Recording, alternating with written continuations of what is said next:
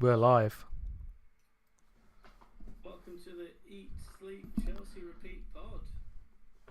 It's episode 161. The headline this week, Maresca departs Chelsea. Lots to discuss today. I'm Chris, and today I'm joined by my brother Craig and my good friend Brady. Guys, first of all, Happy New Year. Thank you. I think probably not a Happy New Year for Enzo Maresca though. No, definitely not. It's, I guess, not really as big a surprise as it could have been. Like, I think if you told me a month ago that these guys had parted ways, it would have been a massive shock. Let's say after the Barcelona game, if you told me that we'd go basically a month and he'd be gone, I wouldn't have believed you. But yeah, I guess the last couple of weeks has really come towards this. And yeah, when you start missing press conferences, pretending that you're ill, it's, I guess, there's only one way it's going.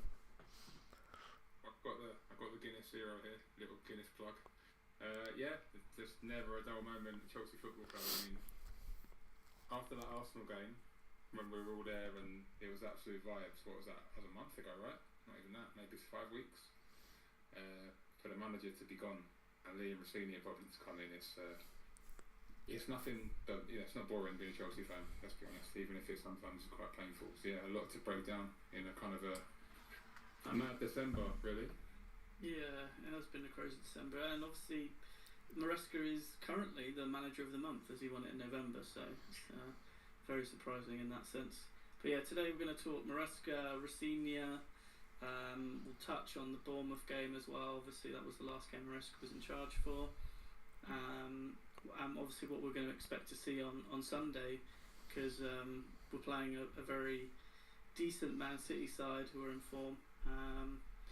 And yeah, obviously they drew last night, so they're going to be motivated to win. And yeah, look, we're at the halfway point basically as well, so we'll see where everyone's at. This is our first live stream on YouTube, so second technically.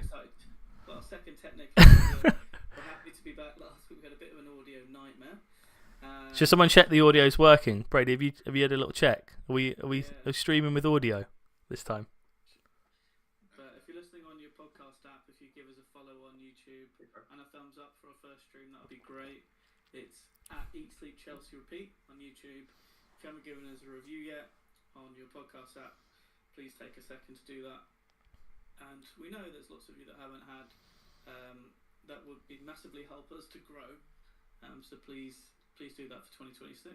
A New Year's resolution for us. Yeah, look, let's start with Maresca. Craig, I'll come to you first. What's your kind of reaction to the news that Maresca's departed Chelsea? Well, I think I was probably, I don't know, we all like Maresca, I think, to an extent, but I was probably the earliest to be sort of highest on him overall. Really disappointing to lose him just in general. I think really puts a massive downer on the season now, and it just sets us back in terms of progress. I think if Maresca had really kicked on this year, consolidated in the league, a couple of cup runs, we're already in the semi-finals of the League Cup, Champions League would basically qualify for the knockouts or the next stage already. He could have really built on last season and ready to make a couple of signings in the summer and really push the top end of the table next year.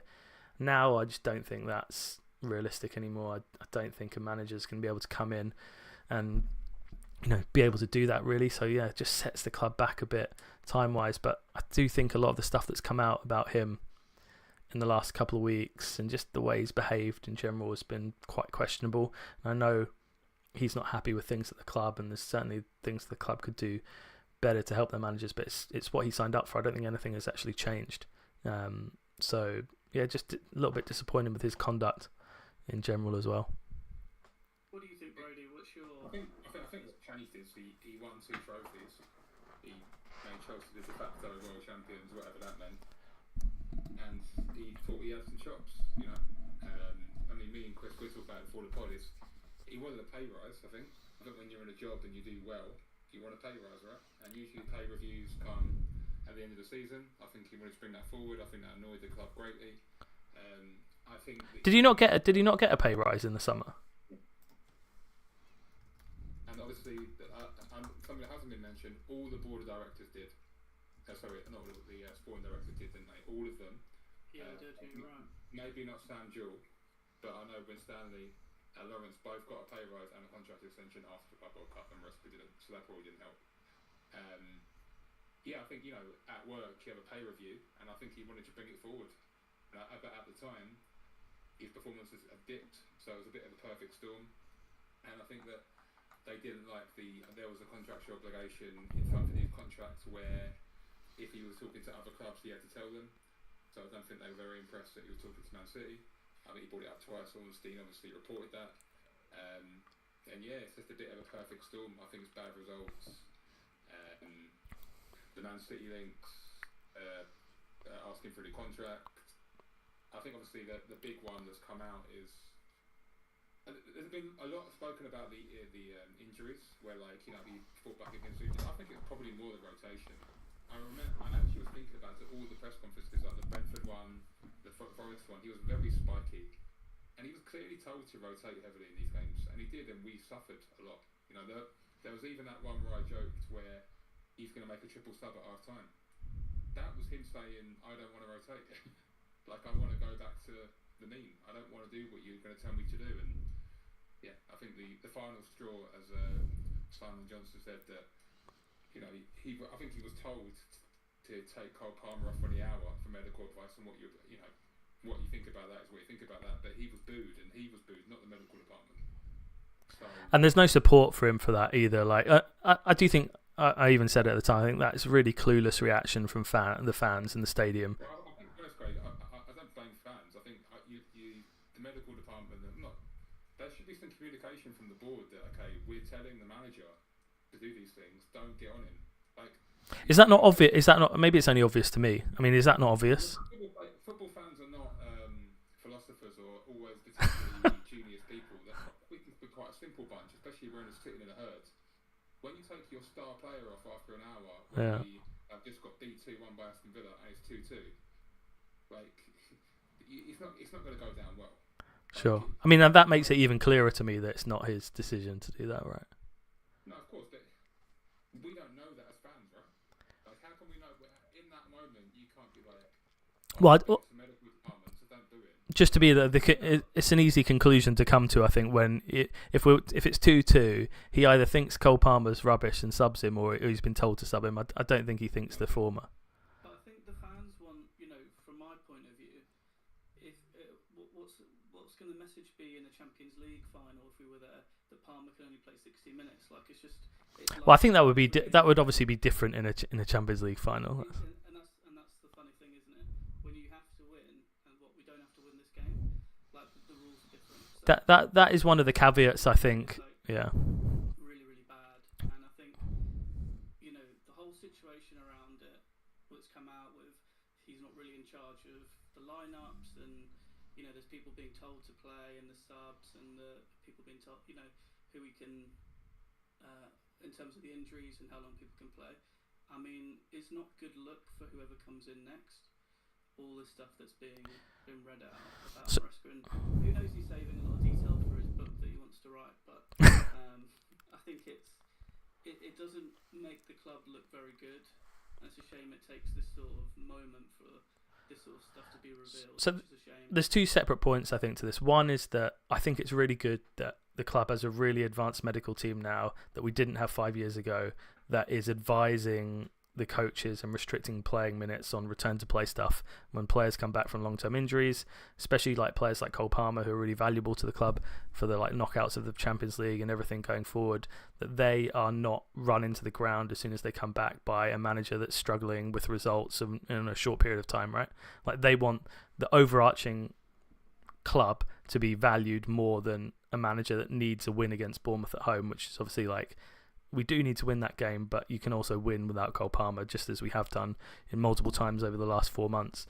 But the second part of that, which Chris mentioned, and this is the caveat for the players, is how do you get them in the last 30 minutes to really give everything and say, we need to win this game when you take Cole Palmer off? And that is the messaging that the next manager will have to be able to do, because I think Maresca couldn't do it. I think the fact that he was deflated by the injury stuff himself and the return to play stuff translated to the players, and you really need buy-in on all levels. And like I said, I'm a fan. I think that's really good. I want the medical team to be in charge of the medical stuff. We've all seen the Twitter doctors that have got all the answers to all the questions about return to play stuff, and they have absolutely no idea. Like, the medical staff are there to make decisions about injuries and workloads and stuff like that. I agree with that, but I don't think it was the actual medical stuff that bothered him. I think it was the medical stuff that he's getting criticised for. Exactly, yeah. Every press conference, and that's the director's fault. And by the way, this has come out for Chelsea as well. This is the same for like every other club, basically. The managers might have slightly more say or less say, but He was run in a very unique way. Probably the only club in the world who is this strict. There's no other club in the world that is this strict. I mean, there's no, yeah. Like, the manager is the 6th or 7th most important person in the club, and he's probably right. I mean, that is a bit odd. So if he's the 6th or 7th, then 1 to 5 need to come out and open their mouth, because it can't be the manager in the press conference answering all these questions when he's not making decisions. Like, if it's their policy, they should come out and say this is a policy and get behind the manager. Yeah, like take some ownership for that. Yeah. Maybe Maresca should pull the curtain down on all this stuff and say, just so you know, Igbali and whoever has told me that Palmer, they've agreed on over. It's nothing to do with Igbali, by the way. I don't. That sort of thing, isn't it? I've been told Palmer's only playing 60 minutes. The medical team are controlling the return to play stuff for sure. Yeah. That's a lot. Yeah, but he's also said that Palmer was ready to play 90 minutes, didn't he? Yeah, but that was him fighting it, wasn't he? He said Palmer was ready to play 90 in the presser. The player and the manager want to play, and they're basically been told they're not allowed. Yeah. That's a laughable situation. It's not actually. It's actually well. Again, my opinion. I think that's really good in general. I certainly don't want to ask Reece James, like going back like 2 years. Reece James, are you ready to play 90? Are you ready? He's just going to say yes every time. And it's about being responsible with like someone who's actually an expert in medical, analysis. Release a statement then to that effect, rather than leaving the manager to do that. Sure, I think that's one thing that they could do better is communicate that. But even Chris is saying now that he finds that laughable. I think a lot of fans feel the same as Chris. It's laughable that it's that he's saying one thing and the club are telling him it's another. Like, what? How's that even been allowed to happen? I don't understand the disconnect between what's going on between. Well, they haven't come out and said they've never done a presser and come out and said anything. So. Well, all the chat they come out with is about finances, which is their role, I guess. So that's all you're going to get from them. They're not going to tell you that they've gone in and said that X amount of people have to play and these people. They're not saying that, but they do have put people in charge to say that. Yeah. Experts. That's it. Well, Crystal Palace had a manager in the summer who was going to leave if one players were sold. I'm not sure that was. I think just going like full circle here. What do you think Maresca's legacy is at Chelsea? Like, he's had 90. He's actually the longest serving manager under Clear Lake. If we look at his win percentage, it was, I believe, right? You got some win percentage stats, right? Yeah, they put me on the spot here to get them up. 1 second. It finishes with a 59.8% yeah. win percentage.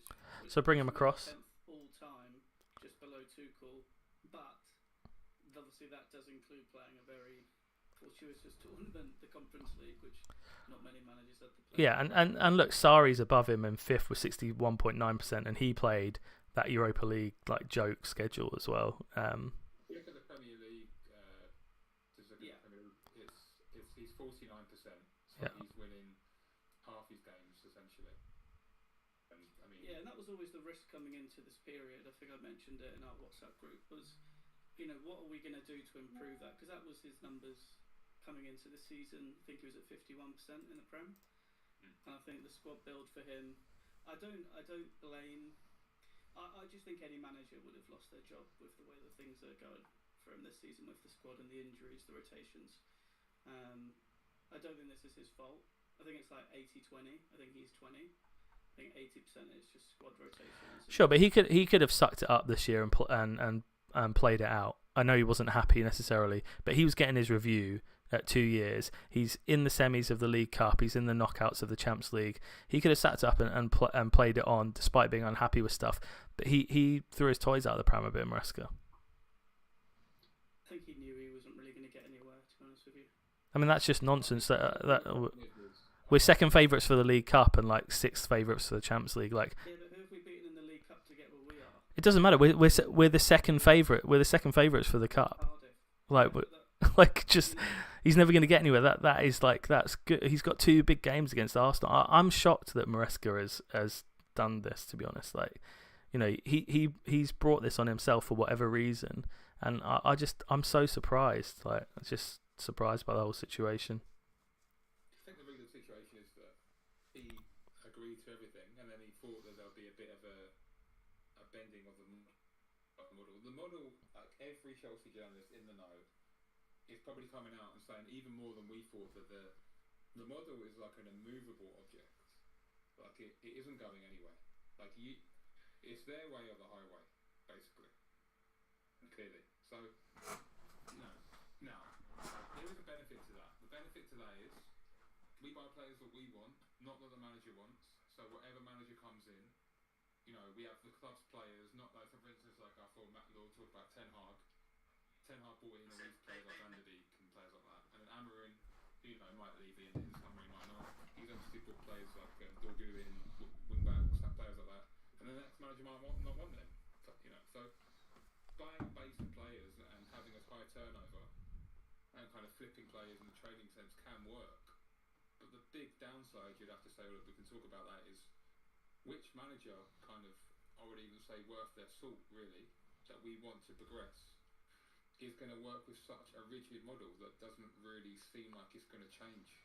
Like, I don't think any of us would be surprised if, you know, Liam Messina is gone within 18 months. Let's be honest. So, what do we? I think probably. What do we think? Like, do you think there has to be a bit of a moulding? Because it seems like the manager has to sacrifice quite a lot, and the club don't. Like, there has to be a little bit of bend though, from both parties. Yeah, I think there has to be a review of the results. You know, ultimately Maresca's in the situation because of the results, and the writing was always on the wall a little bit with the performances before December. You know, he got away with quite a lot of results against some of the teams. Got lucky with some of the teams he came up against who were in a really poor moment. We've got some wins against teams we should have won. We've actually had a relatively decent start to the season. We all talked about it, you know, even before the season began, looking for 5 wins out of 5 in the first 5 that were in London derbies. You know, that never actually materialised. And I think ultimately when you look at the results of in December, I think you have to look back at what Maresca's done with the team, and he's just stuck with his guns on how he plays, regardless of who's kind of playing. I think that's always a bad approach to football. I think if you start playing the same way, the first 11 and everyone underneath are just so wildly different that you can't just play the same way. So I do think he's brought it on himself a little bit with that. And I think if a new manager comes in, they're going to have to find someone who's a bit more adaptable. Because, like say, if the model isn't going to change, you need someone to be able to look at the players you've got and make plans for the players that you have, not the players you want to have. Because, like you say, I don't think that's gonna work, and I don't think they need to bend too much on their model. It's just how they think it's going to be successful, right? So. It doesn't. There's no timeline on success there. Very debatable, isn't it? It's you say this model. They won. I mean, I know the Dodgers. I think they had a manager for like 8 or 10 years, right? Is that right, Craig? You know more about this than me. Yeah, they stuck with a manager for a long time. Yeah. It's come out that they've actually been a bit aggrieved by all this volatility. They didn't want it. They were calling for calm, and they wanted to review Maresca in the summer, like that pay review that I aforementioned earlier. But you're never going to get a manager who's got a bit of ego. He's got a bit, and they're usually the best ones, like Tuchel and Mourinho. I mean, this was a long time ago. Every manager's got a bit of oomph, and you know, even Mourinho, like some of the videos that I've seen of him shouting at the crowd today, you can see him losing his temper.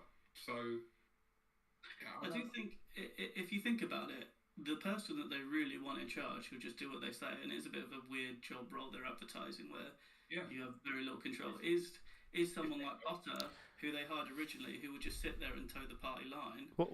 And I don't understand that narrative though. Like what? So for example, what does Pep have that the new Chelsea manager doesn't in terms of control? What does he have control of? What do you mean? Well, you're saying like they need to the manager that comes into Chelsea needs to do what they say, as opposed to like another top club like Man City, maybe that. Look, this is not Eat Sleep Man City repeat, but you would assume that this is an assumption is never good, but you would assume he has more authority over transfers. Sure. So he might have a say about a couple of transfers. I don't think anyone is telling Pep Guardiola how to rotate his team. I'll be shocked at that. But I don't think. I think they will have a medical team though that recommends players playing. I think a medical team. Probably he's like, okay, this that's probably why he does rotate. But I think Maresca was hinting, or not Maresca, he goes into the thing. But all the stories coming out, and there's a lot of counter narratives that you've got to sometimes think about. But from multiple sources, is just that he was basically told to rotate. Like, you rotate the team. He obviously was told to heavily rotate for the Atlanta game, and he didn't. And I don't remember who started that game. Can you put it up, Craig, actually? Like, who started the Atalanta game? So I must have missed that specific report that you're talking about, the Atalanta one. Atalanta was before the Everton press conference. Yeah. So that's what started it. That's what sparked the firework. Yeah. So what did he do? I'm not going to have a look too. What did he do that annoyed them? So if we have a look at the game. Let's get up here. The game before that was Bournemouth. It was the Atalanta game that all kicked off. Yeah, but like in terms of rotation, it does look basically. He did rotate against Atalanta. He played Reece James, and I believe Achim Pong and Gittins got a run out. He played 3 times in a week. Did he want to rotate Caicedo? And Badiashile. Caicedo was suspended, right? So this is the first game he'd played in ages. Right, yeah. But look, I'm not accusing the board of anything. There's something happened where he was told to do something and he didn't. Maybe it was Cucurella. Maybe Cucurella and Hato was the one. But I think it came out right after that they were really surprised that he sort of said that in the presser. Like there was nothing that actually happened. Yeah, but the last 48 hours means that something happened in that Atalanta game. I wonder whether was he told maybe to rotate some players against Everton? Do you think? No, I think it was Atalanta because he said the last 48 hours has been the worst one. As in before the Everton game, as in might have been Everton, yeah, maybe. As in he got a win in the Everton game, but I mean that is basically our best team that he put out against Everton. I mean, apart from Caicedo, so yeah, I don't know. Obviously, anyway, but something's happened where they've said play X player, and he's gone no, I'm not doing that. And I remember him actually saying that Reece James is pushing to play 90 minutes every week. So 3 times every 90 minutes a week, and that was clearly him just saying, "I'm not towing your party line, mate." So that's what's happened, and I think it coincided with results dipping, and they knowing that he kind of was interested in the City job, and that was that. I think that's just a perfect storm with it, really. Yeah, but what's in terms of your opinion, though, Brady? Do you think it was the right decision to sack Maresca? I don't think they didn't sack him. I don't think they sacked him. I think got rid of him. Agreed to get rid of him, or both agreed to get rid of each other. I reacted quite emotionally when it happened because I want a Chelsea manager for 4 or 5 years, almost regardless of who they are in a way. Because if you look at the top 2 best teams in the league, they are the managers who've been there the longest, right? Like Arteta and Klopp, who obviously went recently. Even Arne Slot was under a lot of pressure. If he was at Chelsea, he would have been gone. Let's be honest. He would have been long gone. Yeah, he should be sat there, to be fair. But I don't think it's got much. The results have sort of intensified the fan the flames. I think a bit but the results weren't like a sackable offence or anything like that. No, not at all. I didn't want Maresca sacked, but I think that's almost irrelevant what fans think because he clearly, Simon Johnson said on the podcast, straight out of Common podcast that. I think both parties were happy to see the back of each other. Yeah, exactly. I don't think Maresca sitting there crying or having a border. Well, he's waived all his severance apparently as well. Basically, like he's not getting any money. He wanted to go. I think he. Yeah. And that booing for the Palmer sub was the final straw. And if you've got a manager who doesn't want to be there, then it's almost irrelevant whether you want them to be there or not, right? What do you think, Craig? Do you think it's the right thing to get rid of him? Well, I think he made they gave the club no option, but he wanted to go. And I think they gave. Would you have sacked him under these conditions?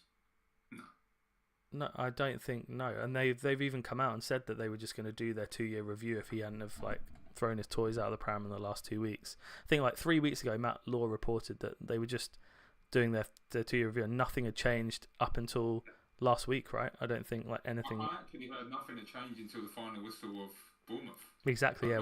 When he didn't show up for the presser. I think when you start not showing up for press conferences, not only is it massively unprofessional, but you just obviously don't want to be there, right? That's just not. And to drag Willy Caballero out and make him lie, he probably got told before that game. He said you need to go and win this one. Make him lie and say he was ill. I mean, he was in that press. He said he was ill for a couple of days. It's just lying. It's all very. It's like a messy work breakup, isn't it? And everyone's got their thing to say.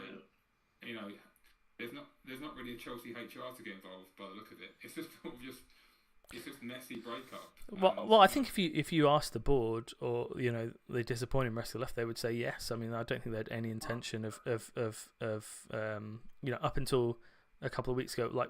I think they could handle even the presser outburst and the weird stuff that he said. I think they can't believe this sort of last few days probably, and what he's basically decided to leave the club out of nothing, out of nowhere. Yeah, but I think ultimately it's happened, and the club are going to stick by their guns in terms of how they're going to approach things going forward.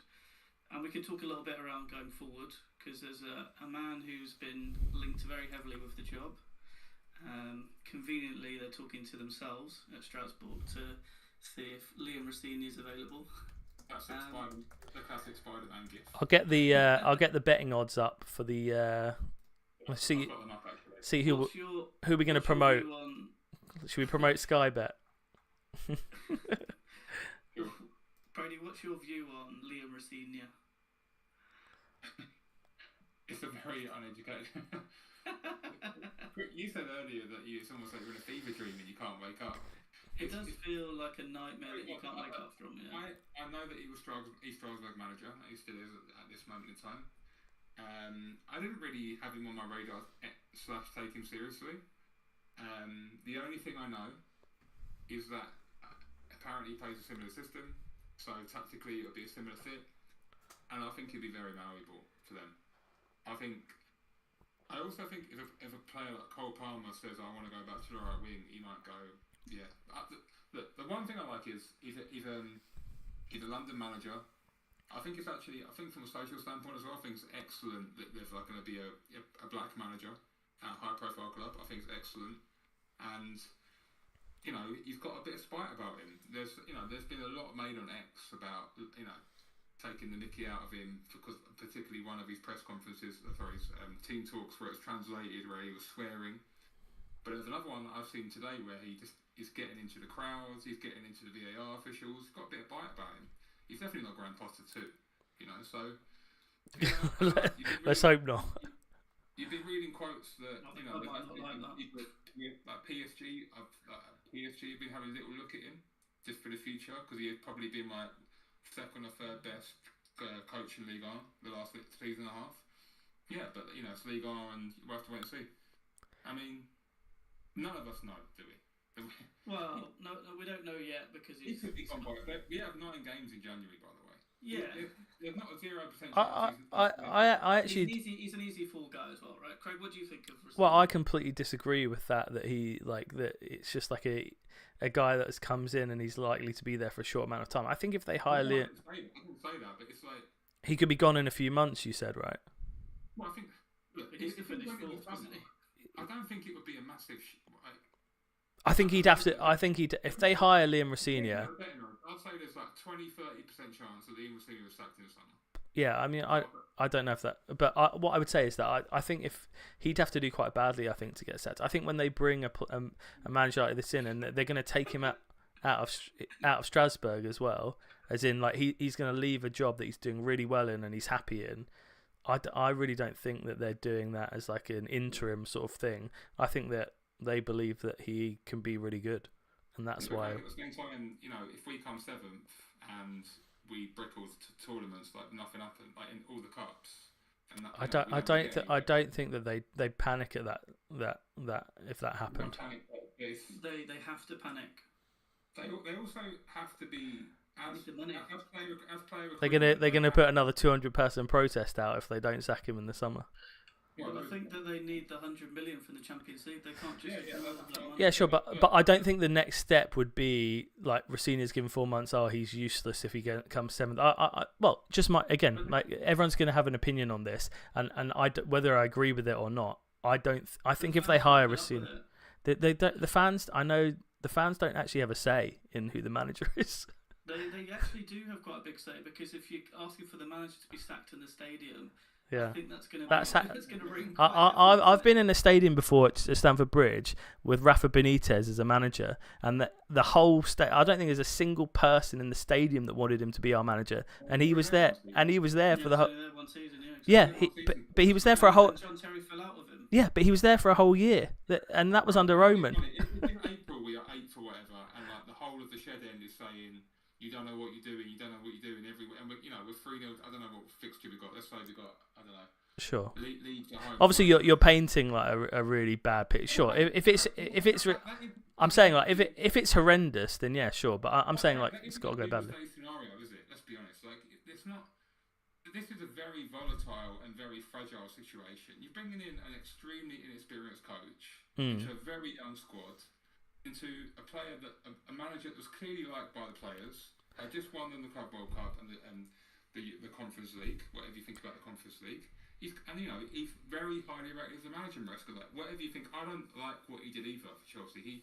I think he's left Chelsea and he's happy to, and I don't really like that. But he's clearly a very good manager, and he will probably be the next Man City manager. Yeah. So that means that he's a very, very good coach, and we are getting a worse coach. I mean, I think that's not even anywhere near for debate. Sure, but I think you just should go by your words. Coach, and we barely made top 5 last year. Sure, but that is exactly what you said, basically word for word, when we sacked Pochettino and hired Maresca. Yeah, but I didn't know anything about Maresca. No, exactly. I don't, and I don't. To be honest, I don't really know anything about Rossini. To be fair, Maresca had won the championship with Leicester.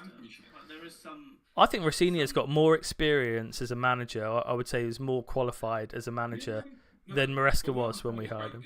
It wouldn't. Look, it's not going to be the shock of all shocks. No. If we come 8th and he's gone in the summer, you can't. I'm sorry.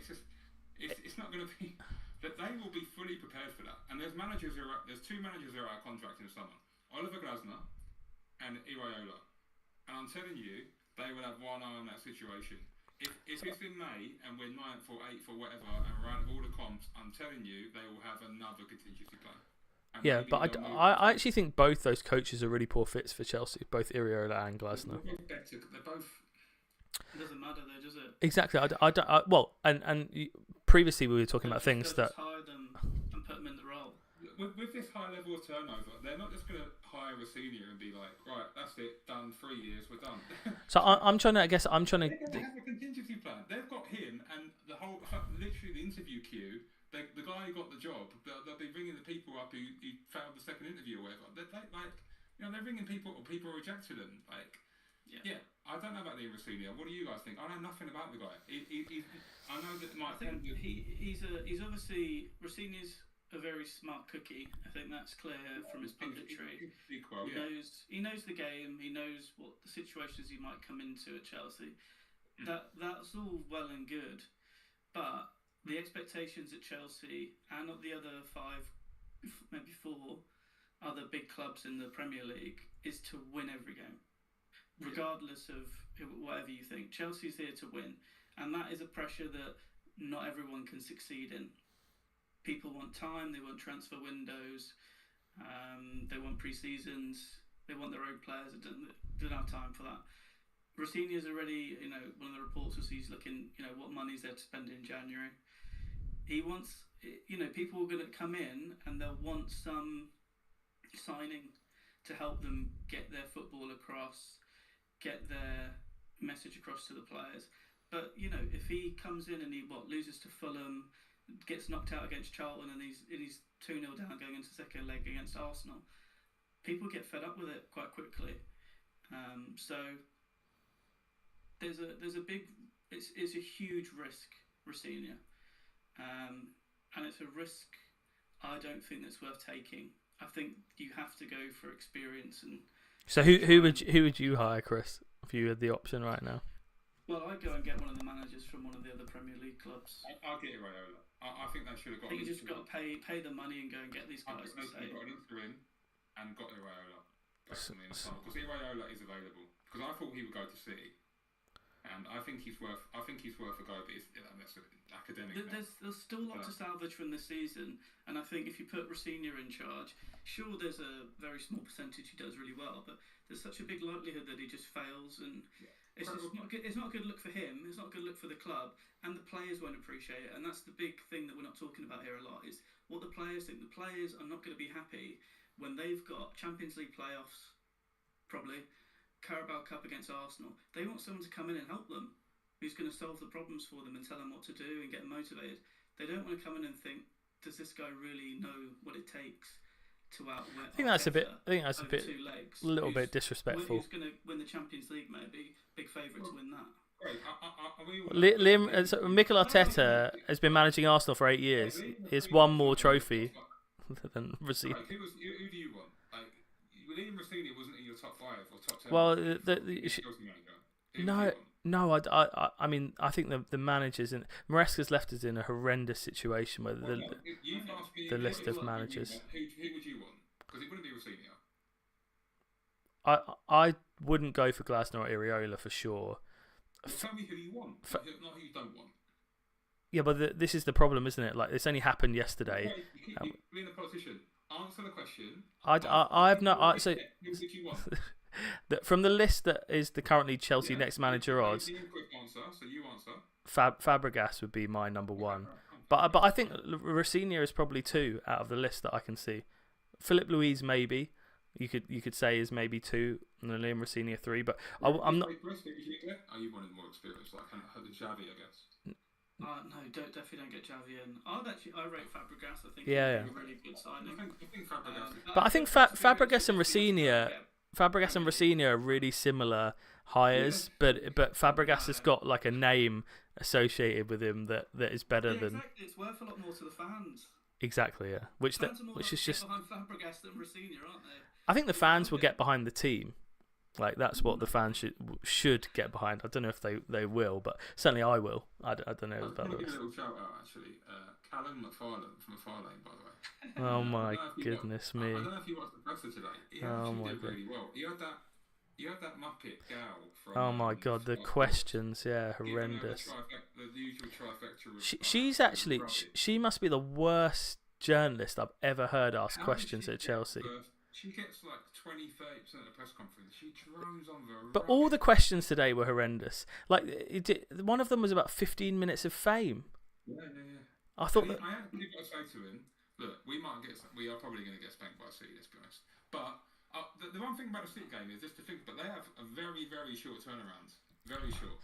Chelsea's odds, just to let you know, Brady, like last week when I checked the odds for the City game, Chelsea were 4.5 to win, so 3.5 to 1. Chelsea today are 3.75 to 1, so 4.75. So the odds haven't shifted much at all, with the manager. Hasn't been announced yet, has it?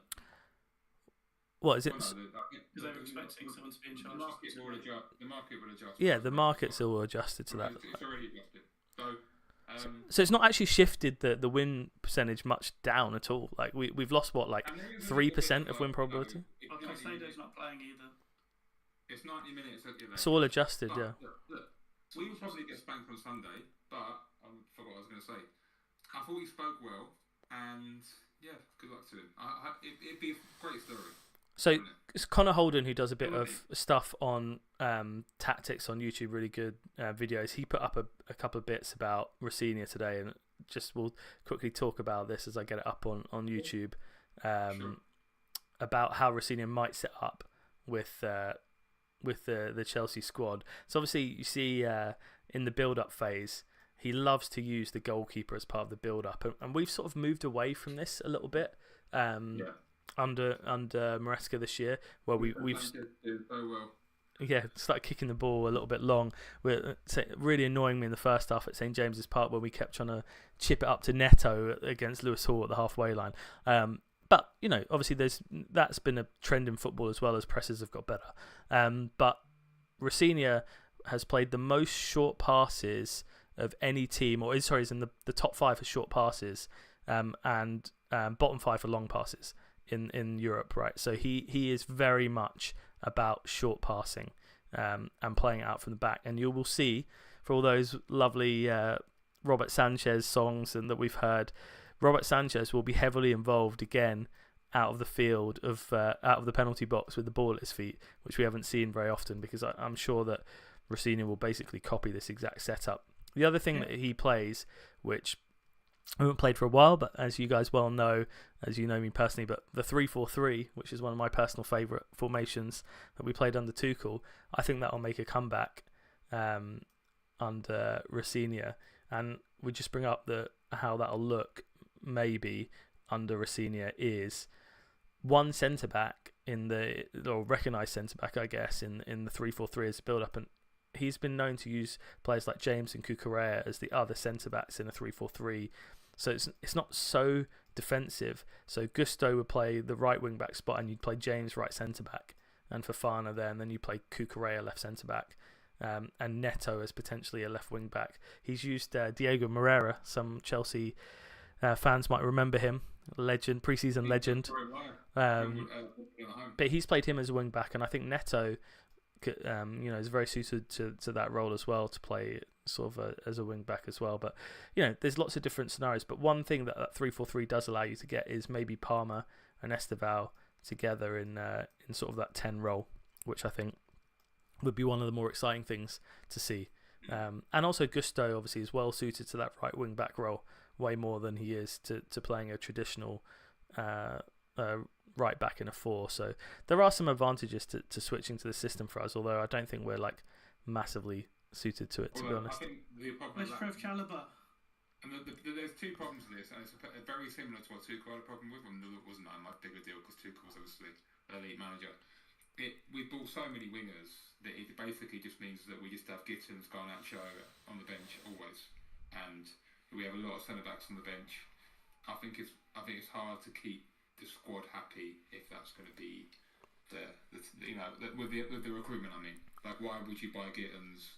Why would you buy Garnacho? I mean, I'm not that these players are amazing, but yeah, I think that Coenda's coming in. I don't think it'll be a permanent switch. I think this will be. No, I agree. Yeah. It might be his one, but Maresca did that kind of that team that Maresca always plays in the big. I don't know what formation you call it, but the one he always plays in the big games, where he has Gusto overlapping. Yeah. That could be Rosenior's in a big game, right? Yeah. Like he reverts to 3-4-3. So that's fine. And could even play, one thing he really loves is Santos, right? From his Strasbourg days. This could be a little resurgence for Santos playing in that role. I think Rosenior coming in, I mean, I know Jorgensen was already packing his bags, but he might want to get his passport and his toothbrush, because if Mike Penders is definitely going to be coming back to Chelsea and playing some minutes next season, guaranteed, with Rosenior there. So, would it be the return of Ben Chilwell? Wow. Could be. That would be. Could be time. I'll tell you what, Ben Chilwell running down the wing, 3-4-3. I've heard he won a big cup for Chelsea back in the day. So yeah, maybe he's back. We're gonna see. I'd like to see some improvements in the performances from these players. Maybe Sterling and Disassi. It's not over. It's a clean. Liam Rosenior comes in and announces it's a clean slate for every player. Raheem Sterling back in the squad. Return to the first 11, yeah. And he's on the Premier League squad though. You could get changed in January. You could actually give Sterling a few sub appearances to get his value up, because it's just going to be so hard to sell him. I don't think he's interested in that.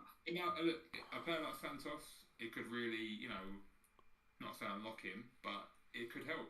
Muscle memory. Like, he was a big part of the Rosenior team and things like that. And we need Santos to improve. And yeah, we'll see.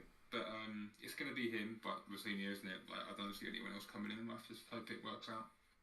Well, let's see. You never know. I think the second favourite, sorry, someone who I haven't quickly talk about him is Philippe Luis, who's the manager of, is it Flamengo. Yeah. Flamengo, mate. Yeah. So yeah, I mean he's obviously been quite impressive for them, and yeah, There's one thing I want to say. Nick Jackson, watch this space, might not leave the club now. Oh yeah, because he'd fallen out with Maresca, hadn't he? Yeah. So like, I'm not saying I want him to stay, but that might be a situation where if they can't find I can't. Does anyone know that lad's name was Strasbourg? I can't never pronounce it. The striker. What's his name? Mega. Hugo or something. Yeah. It's not. Pronunciation's good, man. But Jackson, it's like new manager always means that there's like some random player that you think was dead and they're not. Like I think it might be Jackson, but maybe they'll transfer him anyway. But anyway, there will be some players where like essentially they're like graveyard at Chelsea at the moment or wherever on their way out, and there'll be there's not that we know that many of them, but there will be players that will be revitalised by a manager coming in that always works out or have a much more important role. Yeah. Yeah, I think ultimately Chelsea need to improve defensively. Yeah, that's the most important thing. Way too easy to play through. We went talked about Bournemouth, but that was a disgraceful first half in terms of just chances given away. Reminds me of the Newcastle game. They had about 5 big chances in the first half as well. Some easy wins with senior. Make sure that we can. I mean, obviously you've got Bernardo still there, the Bernardo Quaver. Just get better at defending throw-ins. Like just long throw-ins. Buy taller players. That's the best solution to that. If you want to get good at set pieces, I thought Chalobah, to give him a shout out, I thought it was a great flick on for Bournemouth's second goal. It was a good flick on, yeah. And we stop with the Chalobah apologies, no apologies. It's affecting his form too much. Every time we praise him, he gets bad. So we're going to say Chalobah. I haven't apologised to him yet, and I never will. Chalobah is what he is. Yeah, exactly. He's Europa League centre back. I actually watched all Chelsea's they've got like a compilation on YouTube. You know all their goals, all the best goals in 2025.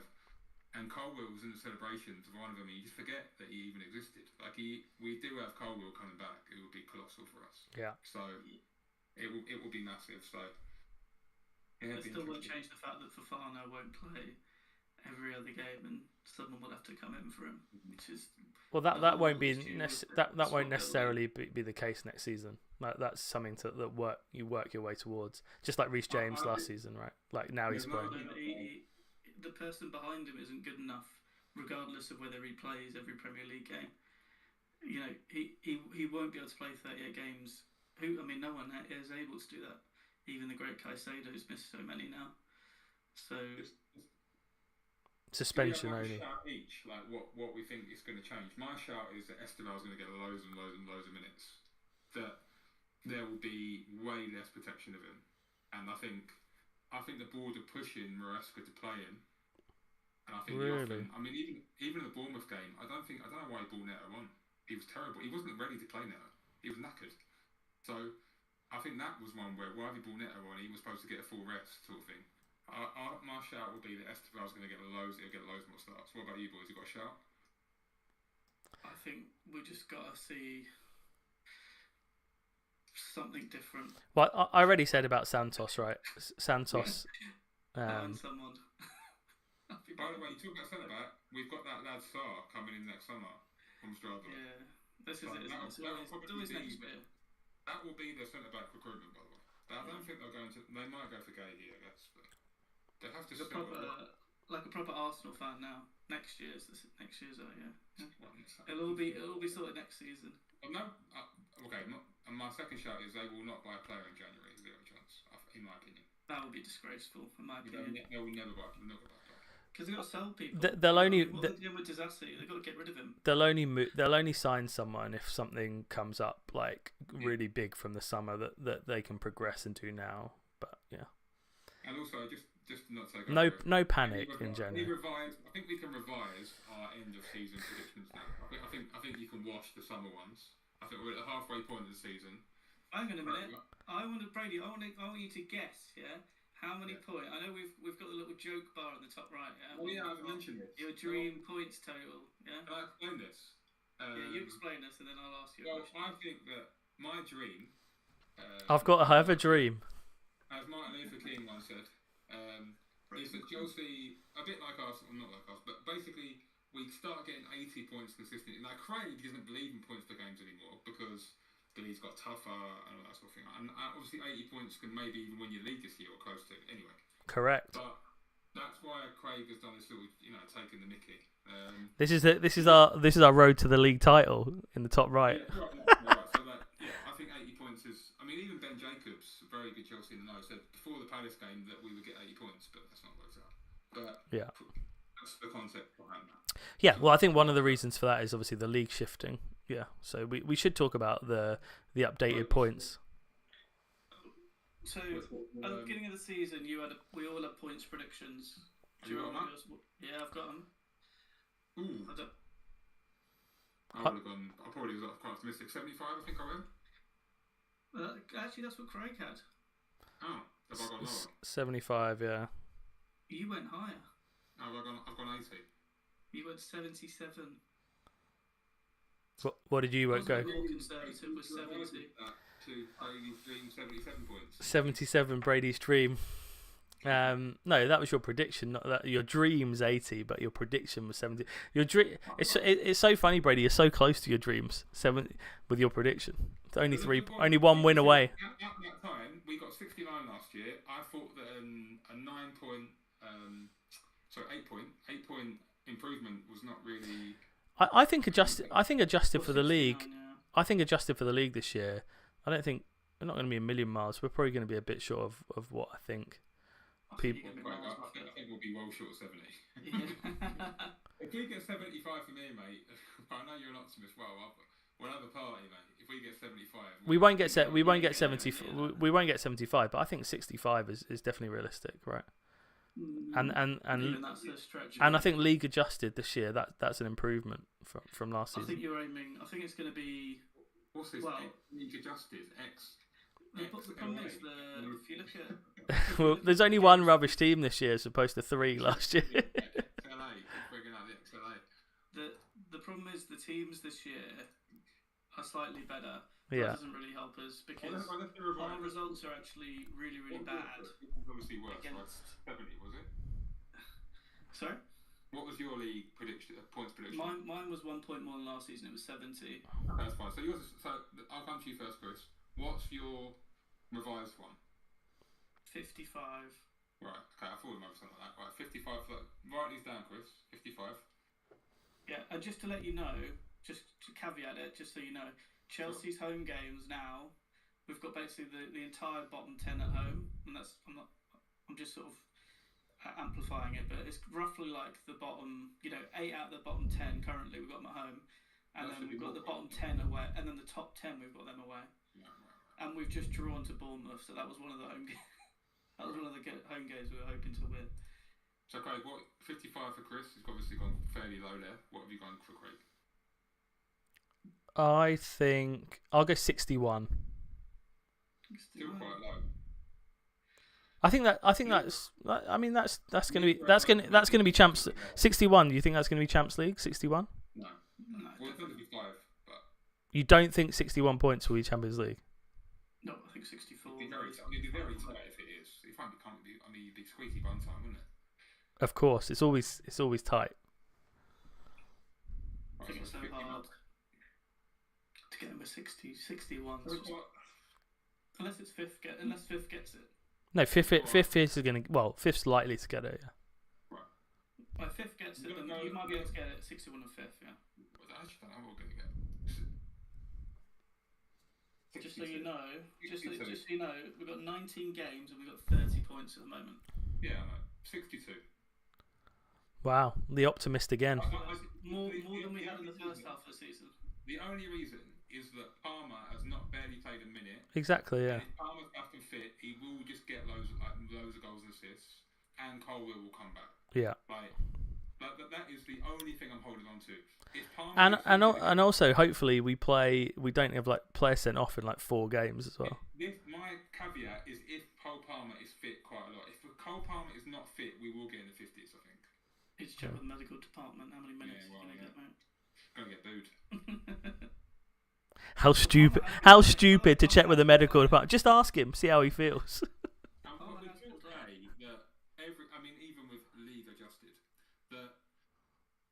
totals are underwhelming to say the least. If we was, we're all well below all of us, because you're 15 below your sum of. Well, so I've 15 below it, and Craig's 15 below played it. 19 games, so half the games. No, I'm just trying to explain it. 19 games, but remember, the 19th game is Bournemouth. Well, we've played them twice, so we haven't even played City. So 19 games, 30 points. I think that's fine. Do you think that with Liam Rosenior we're going to get 30 points against all the teams in the league? Yes. So have we got 10 games, or was Bournemouth one of them at home? No, you got 19 more games, but we haven't played everyone once. We played 18 teams once and Bournemouth twice. So we've got City's the only team we haven't played yet. We've got the bottom 9 then at home. Is that what you're saying? So you got to play City twice, basically. I understand. In the back end, yeah. So that's no points, maybe. But we are off the back of a very barren run, where the points per game has really gone down. Yeah, so if you assume that, and I said that the games away from home are Arsenal, Man City, Aston Villa, Liverpool, Sunderland, Crystal Palace, Fulham. I mean, how many points are you getting from that? It's not looking good. With Liam Rosenior, no offence, Liam, how many points is Liam Rosenior going to get with that? Well, Everton away. Brighton away, I don't think we'll lose all those games. So. Well, we've lost to United. Well, the thing is, other than Arsenal, You've got to play us then off against United after 2 minutes. Right, yeah. Other than Sunday and Arsenal away, I'm confident going to any ground, especially Liverpool this year. Yeah. Even Villa, going to any ground and getting a result. Villa are absolute toilet. Like, they're so bad. It's toilet the 9 points in front of us, but anyway. So it's like, they are in the snaps toilet, but let's be honest, they're not going to get anywhere near their expected XG, so they're not going to regress that much. They might a bit. But my shout is, I think we might get deep in the Champions League. Yeah. Well, it's quite likely. Exactly, yeah. I mean, getting pretty close there. What round do you think we're going to get to? We might make the semis, at least. I've got a weird thing about Champions League this year. I mean, that is a bro shout. I think quarters is realistic, even with. Because you know why? Because the players will get up for it, because they might think, well, we're not going to have it next season, especially if we're looking bad in the league. Do you think it's going to be like a Di Matteo? Yeah, well, it might be like we're not going to make it. Let's say that it looks like we're not going to get top 4, top 5. They're going, well, we need to win this thing now. So, I mean, everyone has to be fit for that to happen in our team. Yeah, and this is a little caveat. If Palmer gets injured against City for 3 months, I mean, you can write off my 61. We're getting like 50 points. We need Palmer. Buonanotte. He'd have an attack of Buonanotte, Garnacho, Delap, and Neto. He coached Liam Delap apparently, and he's named Liam as well, so I might rate Liam Delap up. I mean, Chelsea are 6% to win the Champions League, so it's not like a ridiculously outlandish claim. Like, I mean, it's. After the semis, I didn't say win it. I mean, win it's ridiculous. But it's not ridiculous. It's like a 6% chance. It's not like. If we're 6% to win it, we're what, like 20% to make the semi-final? Probably something like that, yeah. So. Exactly, yeah. That's what I meant. I'm saying, like. Brady's prediction, semi-final Champions League. Craig, what do you think? I'll write these down. Yeah, I don't think that's unlikely at all. I think like we've seen us perform in big games as well. I don't think the style of play is going to change too much. More short passing. I know, like. Haven't won a Champions League away game yet this season. Just saying. I do know that, but we've also played Bayern Munich away and Atlanta away. And they might also be in the next rounds as well. That's why the final would be an issue, because you've got to play away in the final. We do get to play them at home as well. I thought we played really well against Bayern, but yeah, I mean we're able to compete with anyone for sure, and even under Rosenior, despite what Chris thinks, I think we're able to make the Champions League semis. Goal scorers, and Pedro Neto will probably dip off. When you look at the top goal scorers, there's so many players who can produce more goals and assists. Like, as much as I get on Delap, like, the second half of the season has to be better. Like, surely he'll get more than 0 goals in 19 games, and surely Liam Delap will get. Has it? I must admit, he's been rubbish in those 19 games. I've barely seen him. Craig, sorry, you need to give you a Champions League finish. Where do I think we'll get to in the Champions League? Yeah, I think semis is is reasonable, but I mean I've the gone the, for the, the last medium 16. the median's quarters. So Last let's just go 16, yeah. quarters. Yeah, I'll go last 16. I think we'll get beaten. Right. I haven't got much hope for this team these days. They're looking pretty drab.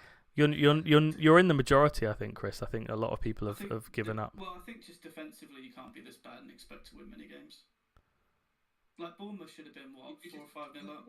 I think Bournemouth. If you're just judging Bournemouth is probably the worst game under Maresca we've played at home ever. Like in both years. Well, that was the last game. Exactly, but I don't think that's not a reflection on how bad we are. That was the game in August, and we're better. It's like that is the most recent game. I'll just list our top 8 goal scorers this year. So I think it's all common smart in the league. João Pedro Neto, and then the rest are Fernandes. Okay, you can say you've got 5 now.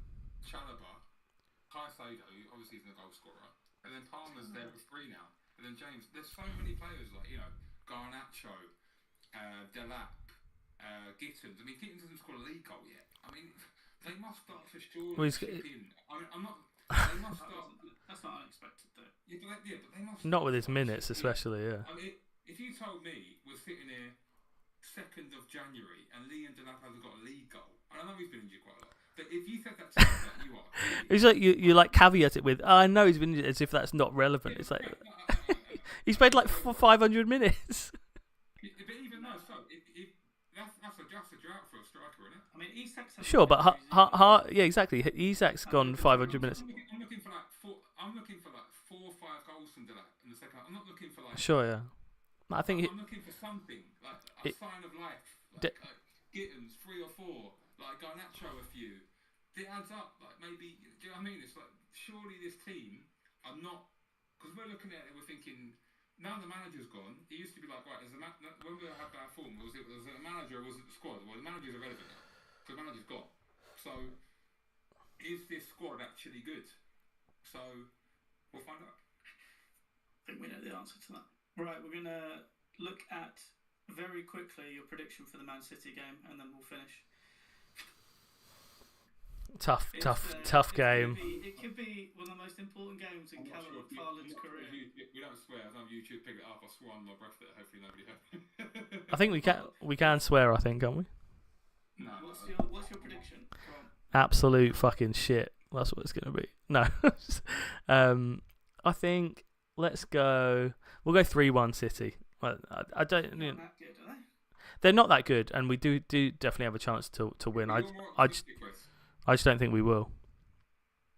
What are you going for, Chris? I'm going to go third. It's the same score that they usually beat us by, which is 2-0, I think. City 2-0. It's a 2-goal defeat. It'll be 1-0 for ages, and then they'll just score at the end. 2-0. Yeah, 2-1, 2-0, whatever. I don't know. We won't win the game. Yeah.